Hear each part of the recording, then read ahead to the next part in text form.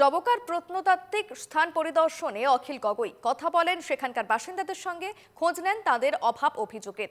শতাব্দী প্রাচীন কাছাড়ি রাজ্যের এই প্রত্নতাত্ত্বিক স্থান সংরক্ষণ না হওয়ায় ক্ষোভ প্রকাশ অখিলের। অসমের একটি জাতির সভ্যতা এবং ঐতিহ্যের ধারক এই ঐতিহাসিক নিদর্শনগুলির সংরক্ষণের অভাবে দুঃখ প্রকাশ করেন তিনি।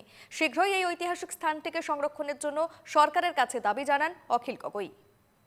ডবকাৰ মিকিৰহাটী হাওগাঁও মঠবন শিৱ মন্দিৰ এই অঞ্চললৈ আহিছোঁ আৰু ইয়াত গোটেই অসমৰ এটা যুগৰ ইতিহাস লুকাই আছে।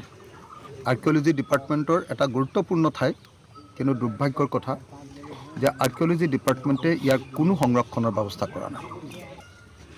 আহোমসকল অহাৰ আগতে যে অসমত সভ্যতাৰ আৰম্ভণি হৈছিল, ইয়াৰ ঐতিহ্য ওপৰত কাম কৰিব লাগিছিলে। আৰ্কিঅ'লজি ডিপাৰ্টমেণ্টে আৰ্কিঅ'লজিকেল কামবিলাক কৰিব লাগিছিলে, সেইবিলাক কৰা নাই। চৰকাৰ আহিছে আৰু গৈছে, কোনো চৰকাৰে আমাৰ ইতিহাসক, আমাৰ জাতি, আমাৰ মাটি, আমাৰ ভেটি, আমাৰ ঐতিহ্যক গুৰুত্ব দিয়া নাই।